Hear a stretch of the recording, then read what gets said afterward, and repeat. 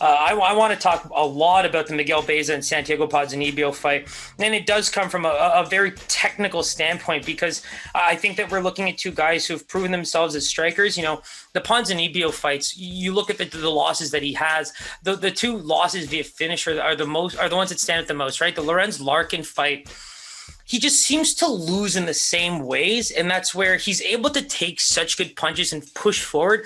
But you know, the Shane Burgos that we saw, where it was like all of a sudden something happened and he went out?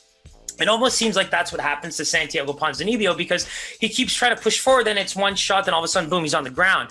You know, he kept taking big blows from Larkin and was landing some of his own, and then all of a sudden he's on the ground, and that was a pretty clean finish. And, you know, when you talk about the Lee fight with Santiago Ponzinibbio, it's one of those ones where, you know, as Daniel Cormier is literally saying, you can't miss against this guy, it was like, you know, Ponzinibbio really just kept pushing forward, and you can tell that Lee in that entire time is just constantly calculating distance.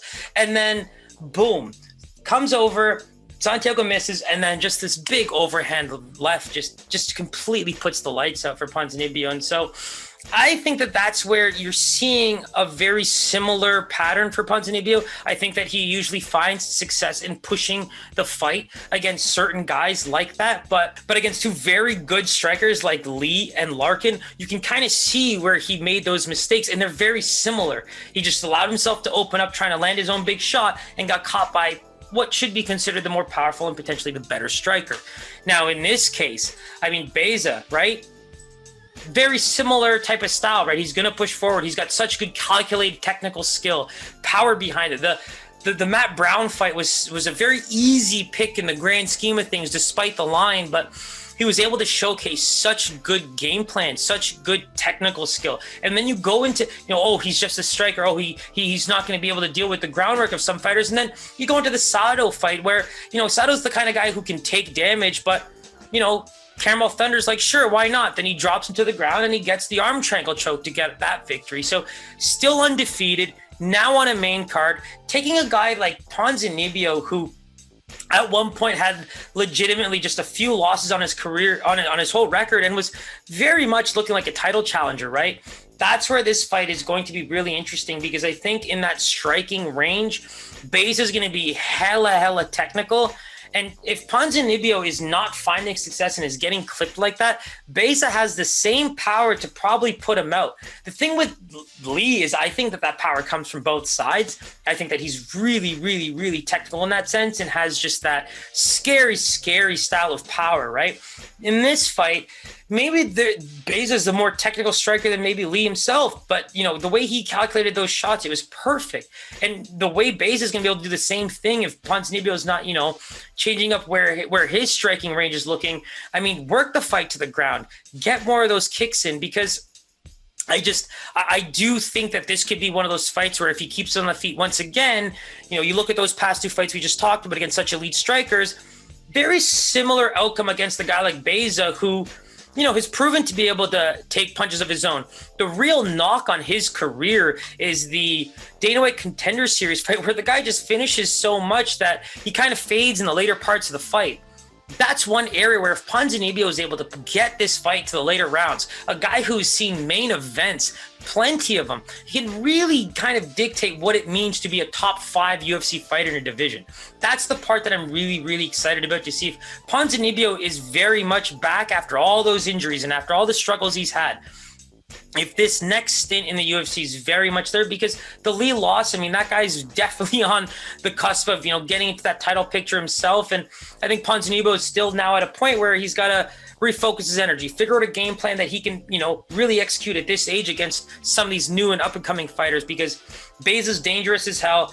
The fact that he's proving he can land those arm triangle chokes after getting you rocked and getting you to the ground, those are the parts where I'm really curious to see if he's able to execute them against, you know, what I do consider a past potential title challenger, you know, before all the injuries and everything like that, that kind of sent Ponzinibbio away. Baeza's going to have an inch reach advantage along with a couple inches in height, but that 100% takedown defense for me is the one thing I think is going to get tested big time. You know, both these guys throw for volume. You know, there's going to be a lot of strikes thrown here, but in my opinion, Ponzinibbio should have somewhat of a game plan here that takes it to the ground.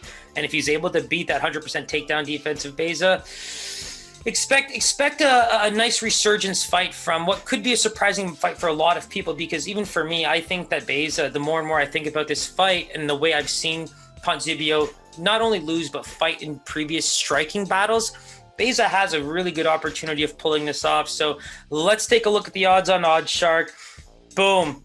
Even money. I am happy with this line, and I really did explain why, because it is going to be a chess match of inches. And if Baeza is able to pull off what guys like Lee and Larkin are, he is now going to be a very, very good top 10 fighter to see on a main event soon enough. And I think that Ponzinibbio is in a position where he's got to refocus where things are at for his, UFC career at that age, because clearly the injuries, clearly the speed and timing against some of these younger fighters is just not the same anymore. Now, going back into the lines, I mean, this is actually way more proving that Ponzinibbio definitely has a shot at beating him, because even him opening as a plus 100 dog, he's now closing around that minus 115 range. Now, let's take a look at what the people are smoking over at Bet365. And you know what, man? Santiago Ponzinibbio coming as a plus 150 underdog, with Baeza sitting at a minus 200 favorite. Now,